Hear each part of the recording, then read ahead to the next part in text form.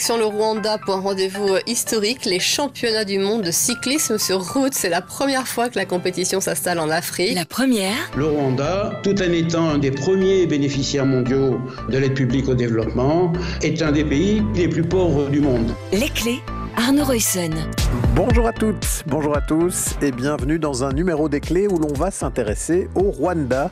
Ce petit pays de l'Afrique des Grands Lacs accueille en ce moment les championnats du monde de cyclisme, une vitrine de rêve pour un régime qui utilise le soft power du sport pour se positionner sur la carte, attirer le regard du monde sur les réussites économiques de ce qu'on a appelé le miracle rwandais. Sauf que derrière la vitrine, on a bien caché le revers de la médaille, un état policier, des opposants, des journalistes arrêtés, des inégalités profondes. Et c'est de tout cela dont nous allons parler dans cet épisode. La première, les clés. Madame, monsieur, bonjour, bienvenue sur la Une. Nous sommes en direct pour vivre ensemble ce premier grand rendez-vous des championnats du monde de cyclisme à Kigali, au Rwanda. C'est une grande première, évidemment la toute première fois que le continent africain accueille les mondiaux de cyclisme et c'est un coureur du Rwanda qui ouvre le bal. C'était ce dimanche 21 septembre. Premier temps fort du championnat du monde cycliste au Rwanda, avec le contre-la-montre messieurs remporté au final, on le sait, par le Belge Remco Evenepoel. C'était aussi le début d'une semaine qui met le Rwanda au centre de la planète sport. Un championnat du monde cycliste, c'est une épreuve qui se déroule pour les hommes et pour les femmes dans toutes les catégories d'âge, en contre-la-montre et en course en ligne. Et donc, pendant près de 10 jours, le Rwanda s'offre une vitrine devant 300 à 350 millions de téléspectateurs un peu partout dans le monde. Et les autorités à Kigali ont évidemment soigné la carte postale. Magnifique paysage, évidemment, un magnifique aspect sauvage, un magnifique aspect aussi urbain avec cette ville de Kigali, qui est l'une des plus belles villes, l'une des plus grandes villes et l'une des villes les plus modernes d'Afrique. La réalisation nous montre en effet les paysages sauvages enchanteurs du pays des mille collines. Elle nous montre également des bâtiments ultra-modernes dans le centre de Kigali, un centre de convention avec un immense bâtiment rond reproduisant le dessin d'une hutte traditionnelle mais dont les équipements sont à la pointe de la technologie. Et partout, le long du parcours, sur les barrières nadars, des banderoles « Visite Rwanda » doublées par des spots publicitaires sur les écrans. The sky meets the lake.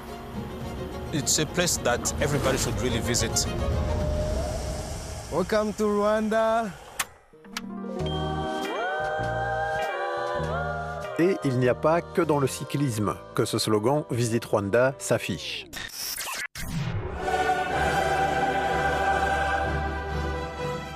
Quand le 7 mai 2025, la demi-finale de la Ligue des Champions voit s'opposer Arsenal et le Paris Saint-Germain, c'est aussi un grand moment de visibilité pour les autorités rwandaises, puisqu'elles sponsorisent les deux équipes, Visite Rwanda en petit, sur les manches des joueurs d'Arsenal, et en plus grand, mais sur les maillots d'échauffement du PSG. Les amateurs de football auront noté aussi que le Rwanda sponsorise des clubs comme le Bayern de Munich en Allemagne, ou encore l'Atlético Madrid en Espagne.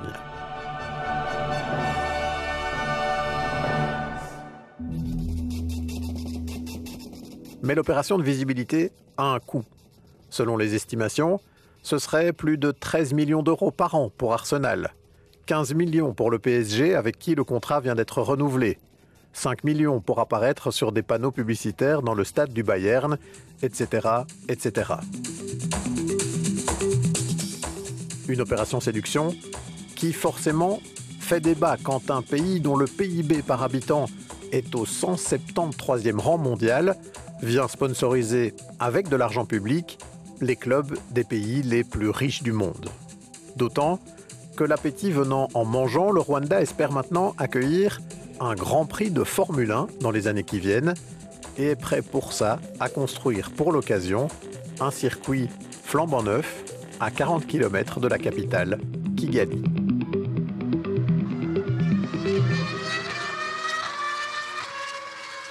Et avec nous pour en parler, il y a Benoît Feith. Bonjour. Bonjour Arnaud. Merci d'être avec nous dans Les Clés. Vous êtes notre spécialiste de l'Afrique centrale ici à la rédaction de la RTBF.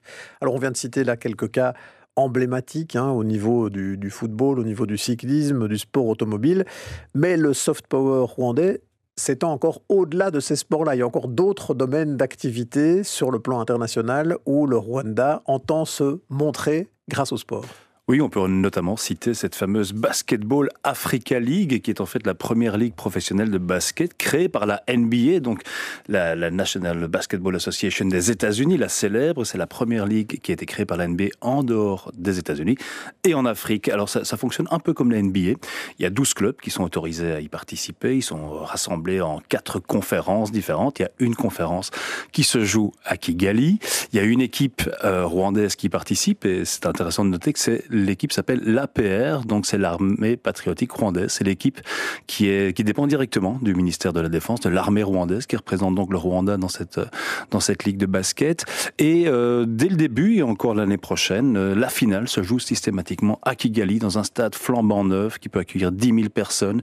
Donc on imagine bien là derrière les investissements, et comme vous l'avez cité dans les autres exemples, que ce soit le cyclisme, la Formule 1 ou le football, évidemment l'idée du Rwanda, c'est de faire du sport une vitrine du pays pour y apposer ce fameux slogan « Visite Rwanda » et en faire donc un nouveau hub de tourisme en Afrique. C'est ça le principal but, c'est de se dire, si on fait beaucoup de publicité via le sport, qui est un bon canal évidemment pour toucher un public large, en particulier dans les pays riches où on va consommer beaucoup de ce sport, et on voit que la NBA ça vise surtout les États-Unis, le football, le cyclisme, ça va très bien viser les pays européens par exemple, c'est d'attirer plus de touristes au Rwanda, ou bien il y a d'autres visées derrière cette utilisation du sport pour servir l'image de marque du pays?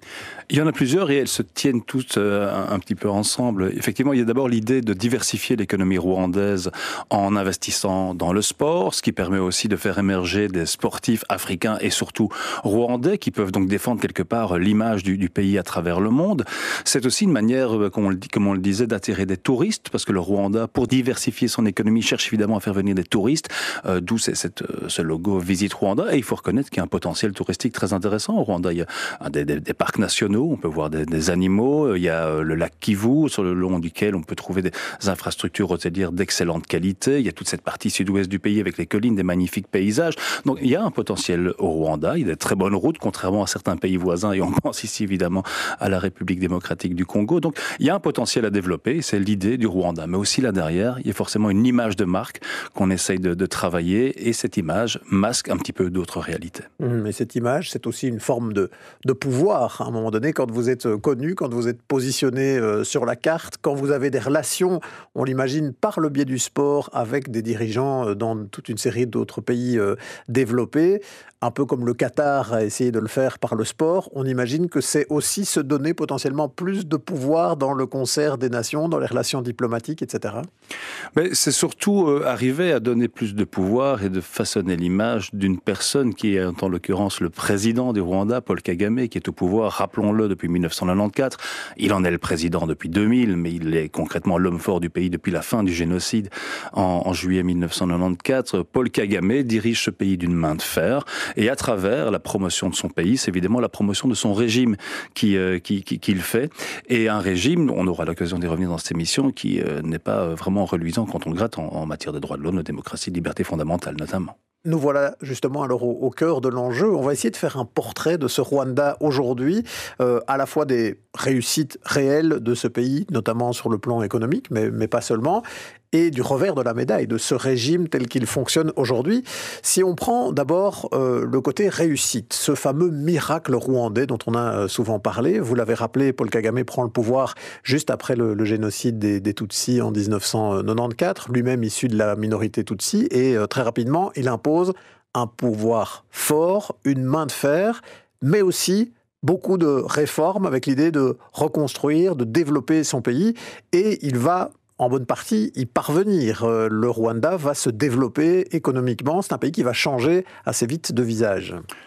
Oui, et peut-être il faut également rappeler qu'un des points forts, qui est aussi une ligne de communication du régime de Paul Kagame, c'est d'avoir en fait interdit l'utilisation des termes ethniques, Tutsi, Hutu, qui était à la base du génocide contre les Tutsis, qui a fait, rappelons-le, 800 000 victimes au minimum entre avril et juillet 1994. Donc Paul Kagame arrive au pouvoir, il décide de balayer ces références, de l'effacer des cartes d'identité et de prôner, donc en tout cas officiellement, la réconciliation et de créer un pays où les ethnies n'existeraient pas.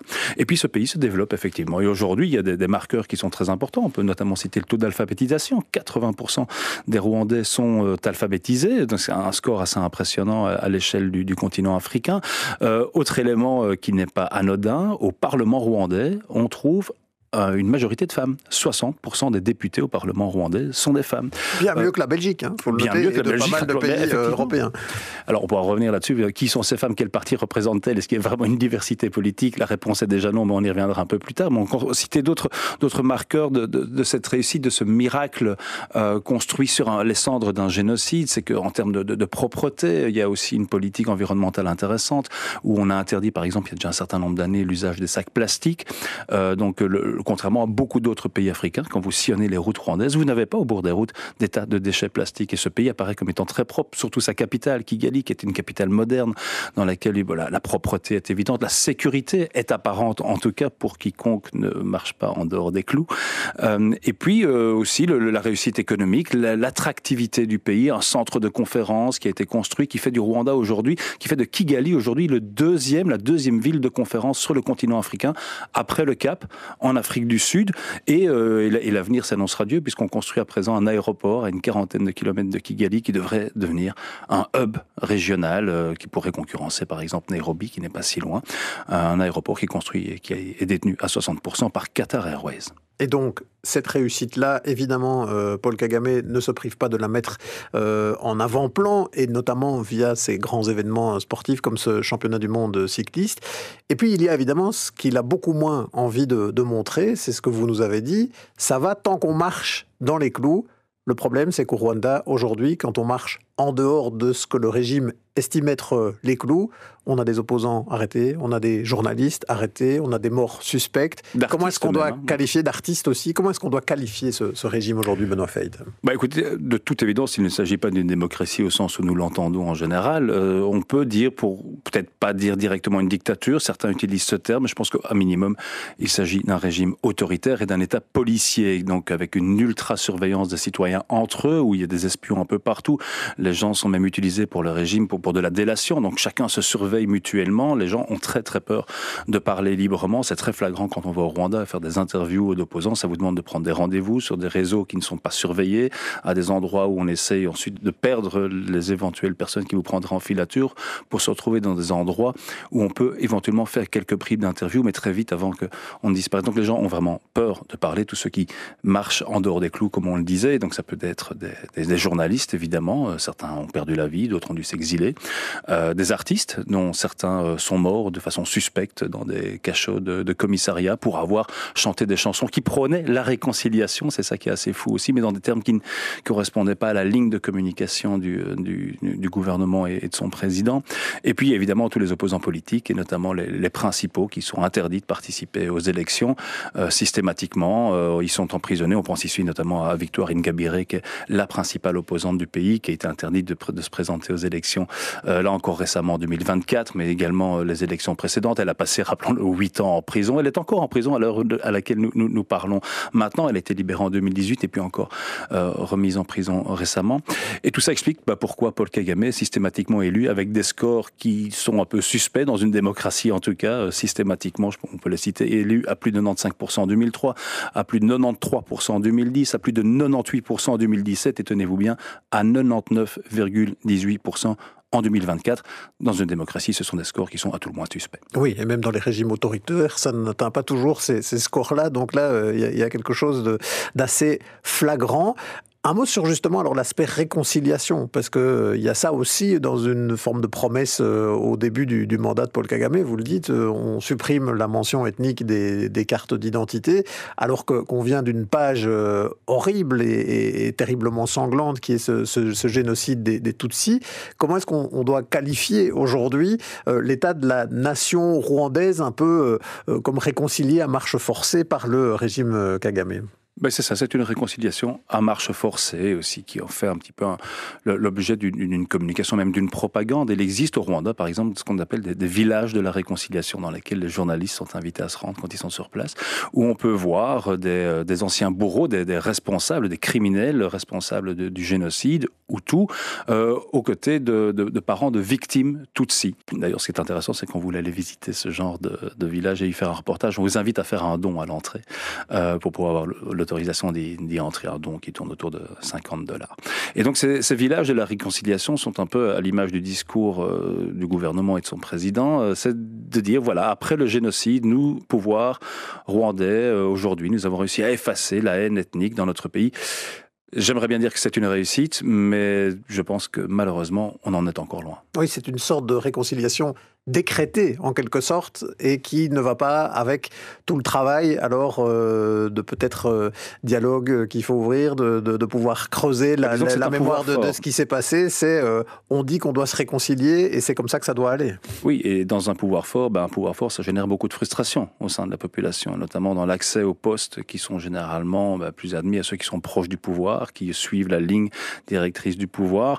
Et puis il faut aussi clairement faire la distinction entre ce qu'on peut observer à Kigali, cette ville moderne donc qu'on entendait dans le commentaire sportif en introduction de cette émission, et ce qui se passe dans le reste du pays, sur les collines, comme on dit, où la population rurale là, vit dans des conditions qui sont nettement plus précaires que ce qu'on peut observer dans la capitale. Ah oui, ça c'est peut-être intéressant de s'y arrêter quand même un instant. On parle dans ce miracle rwandais d'une croissance parfois à 2 chiffres, encore aujourd'hui autour de 7, 8, 9%, très très très au-dessus de ce qu'on connaît dans des pays comme les nôtres. Donc il y a un vrai moteur économique qui fonctionne, sauf que les fruits de cette croissance sont très inéquitablement répartis entre une petite partie de la population, notamment à Kigali, qui en profite beaucoup, et dans les campagnes, très peu. On a une pauvreté encore très très importante dans les campagnes au Rwanda.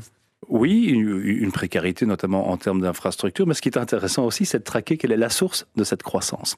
Et il faut rappeler que le Rwanda est un pays qui n'a pas de richesse de sous-sol démesurée, c'est essentiellement un pays agricole qui développe son économie aujourd'hui vers le tourisme, vers les infrastructures sportives, les compétitions sportives, mais tout ça ne fait pas de la croissance à 7%. Et là derrière, en fait, on se pose évidemment la question de comment le Rwanda s'enrichit-il, et une partie de la réponse se situe dans un pays voisin, en République démocratique du Congo, qui est un pays que le Rwanda occupe par rébellion, par proxy interposé, mais depuis 30 ans maintenant. Et il se fait que de l'autre côté de la frontière, en territoire congolais, il y a d'énormes richesses, et ces richesses transitent par le Rwanda, et le Rwanda s'enrichit notamment grâce à ça. Eh bien justement, on va se pencher sur cet aspect-là, parce que pour comprendre aujourd'hui le Rwanda, son économie, et puis aussi les enjeux géopolitiques de la région, il faut forcément s'intéresser à ce qui se passe dans l'est du Congo, puisque le pays soutient là-bas un mouvement qu'on appelle le M23, et c'est peut-être important de rappeler ce qu'est le M23 actif dans l'est du Congo. C'est ce qu'on va faire en compagnie de Sarah Poussé. Ce groupe de rebelles congolais Tutsis a relancé une offensive importante en décembre 2024. Rapidement, ils sont parvenus à prendre le contrôle de Goma et de Bukavu, les capitales des provinces du Nord et du Sud Kivu. La guerre qui persiste à l'est du Congo dure depuis 30 ans avec des regains de violence comme ces derniers mois. L'ONU a d'ailleurs attribué plusieurs crimes de guerre aux rebelles. Officiellement, le M23 avance l'argument de la sécurité. Il souhaite combattre un groupe de Rwandais Hutus génocidaires réfugiés au Congo. Tout en réfutant son soutien à ces rebelles, le Rwanda joue aussi sur cet argument en se disant inquiet de la présence de ce groupe et des FDLR à quelques centaines de mètres de sa frontière, en témoigne cette interview du président Kagame. Est-ce que le Rwanda a des troupes dans l'est de la RDC en ce moment ? Je ne sais pas. Mais vous êtes le commandant en chef. Oui, mais il y a beaucoup de choses que je ne sais pas. Mais si vous me demandez s'il y a des problèmes au Congo qui concernent le Rwanda, Et si le Rwanda ferait tout pour se protéger, alors je dirais oui à 100%. En pratique, les experts y voient surtout une façon de contrôler les très riches mines de la région, source d'approvisionnement en coltan et en or. Même si le pays nie, un groupe d'experts de l'ONU a prouvé les liens entre le Rwanda et le M23. Les recrues du groupe rebelle sont ainsi formées et entraînées sur les territoires rwandais. Le rapport de l'ONU spécifie aussi qu'entre janvier et mai, près de 6000 soldats rwandais étaient directement impliqués dans les combats sur le sol congolais. Plusieurs armes utilisées à Goma peuvent aussi être directement reliées à Kigali, notamment pour leur haute technologie. Ce rapport pointe aussi les responsabilités de plusieurs chefs militaires rwandais, et notamment de James Kabarebe, désormais ministre de la coopération régionale au Rwanda et proche de Paul Kagame. Les États-Unis ont d'ailleurs pris des sanctions à son égard, car il serait en charge des revenus liés à la revente des minerais pillés au Congo. Une dynamique suivie par l'Union européenne qui a aussi sanctionné plusieurs chefs militaires rwandais. Pour l'instant, la tension est un peu retombée par la signature d'un fragile accord de paix cet été, conclu sous la houlette des États-Unis qui comptent bien profiter des richesses minières qu'offre la région. Et on sait que Donald Trump s'y entend en général pour aller mettre la main sur des richesses du sous-sol dans les différents pays où il intervient. Mais revenons sur Paul Kagame, puisque c'est ça l'enjeu, et son régime ici, Benoît Feit. Alors, on entend dans le discours de Paul Kagame, cette interview d'ailleurs assez surprenante, où il ne veut pas dire que les militaires sont là-bas, mais il le reconnaît quand même implicitement, mais avec l'argument que c'est pour lui un moyen d'assurer la sécurité du Rwanda, que de s'assurer qu'il n'y a pas à un moment donné un foyer de déstabilisation qui pourrait grandir là-bas à l'est du Congo. Ça, c'est plutôt une excuse. La raison principale, c'est de pouvoir garder la main sur une série de ressources minières capitales pour l'économie du Rwanda. La raison est multiple, mais ce qui est clair, c'est que c'est une ligne de communication. Et ce que Paul Kagame a dit aux journalistes de CNN qu'on entendait ici dans l'extrait, le ministre des Affaires étrangères rwandais que j'ai interviewé ici la veille ou l'avant-veille de la rupture des relations diplomatiques avec la Belgique me tenait exactement le même discours. C'est qu'on ne dit pas ouvertement qu'on est sur place. On peut pas le reconnaître parce que sinon on reconnaît de facto qu'on envahit un pays voisin et ça c'est compliqué à défendre. Mais on dit non, mais de toute façon nous sommes là pour protéger nos frontières. Et j'entendais encore cet argument de dire, et ces FDLR, ces fameuses troupes militaires issues du génocide, donc les anciens génocidaires, les génocidaires qui ont quitté le Rwanda il y a une trentaine d'années, sont effectivement partis vers le Congo. Une bonne partie d'entre eux ont été massacrés par après, notamment par l'armée rwandaise qui elle-même envahit le Congo pour ramener Laurent Désiré Kabila au pouvoir à l'époque. Mais toujours est-il qu'il reste encore effectivement au Congo aujourd'hui des génocidaires Hutus, responsables du génocide de 1994, mais ils ne sont pas à quelques mètres de la frontière rwandaise, ils sont à plusieurs kilomètres, voire plusieurs centaines de kilomètres. Ils sont à tout casser 1500, 2000 et je vous le donne au maximum à 2500 personnes, ils n'ont pas les moyens de déstabiliser le Rwanda. C'est très très évident, ils n'ont pas le moyen de l'envahir. Ils en ont la volonté, c'est sûr. L'idéologie génocidaire du Hutu Power est toujours présente au sein de ces troupes des FDLR. Mais ils n'ont plus les moyens d'envahir le Rwanda. La dernière incursion remonte à plusieurs années. Donc c'est devenu un argument un petit peu démagogique de la part du Rwanda de dire aujourd'hui nous sommes obligés de sécuriser nos frontières parce que nous sommes menacés. Et par ailleurs, il y a un deuxième argument qui est utilisé, qui est de dire et il y a également des Tutsis congolais qui sont rwandophones, donc qui parlent le Kinyarwanda comme nous, mais qui sont congolais, mais d'origine ethnique Tutsi, qui sont persécutés au Congo. Nous devons donc préserver leur vie, soutenir nos frères Tutsis, et donc les rébellions que nous soutenons, ouvertement ou pas, ne servent finalement qu'à sécuriser ces populations-là. Et là aussi, c'est un argument démagogique. Il ne faut absolument pas nier qu'il y a des problèmes de relations interethniques à l'est du Congo, que les relations de certaines communautés Tutsis avec leurs voisins sont extrêmement compliquées, qu'il y a des massacres, tout ça existe, mais c'est tellement instrumentalisé aujourd'hui que l'argument seul ne suffit pas. En fait, l'objectif du Rwanda, c'est peut-être pas d'occuper le Congo, mais c'est de le déstabiliser suffisamment pour qu'il ne soit pas une menace pour le Rwanda et par ailleurs que ce chaos puisse bénéficier économiquement au pays en devenant une zone de transit des minerais qui sont exploités illégalement là-bas par toutes ces milices présentes et qui transitent par le Rwanda et donc le Rwanda évidemment en tire d'énormes bénéfices. Et ça, c'est au prix, évidemment, d'une situation extrêmement difficile pour la population dans l'Est du Congo, avec des violations des droits humains aujourd'hui avérées. Et je vous propose peut-être d'entendre l'interview d'un journaliste de la VRT, un de nos collègues donc, du service public du nord du pays, qui, lui, aurait bien voulu aller couvrir les championnats du monde cyclistes là-bas au Rwanda, mais surtout faire du reportage sur les à côté et pas sur la course. Mais voilà, il a été tout simplement empêché de rejoindre le Rwanda. On va écouter Stein Verkruijs. On était à l'aéroport avec des équipes de la radio, avec l'équipe de sport et mon camera crew. Tout le monde a dû faire le check-in, mais moi, je ne pouvais pas parce qu'on me disait c'est interdit de partir pour vous, monsieur Verkruijs. C'est le gouvernement rwandais qui a dit ça. Est-ce qu'on vous a donné une explication? Non. On n'a pas donné des explications. On a demandé via le ministre des Affaires étrangères, Maxime Prévost, de demander des explications. Il a fait ça, mais il n'a pas eu des explications.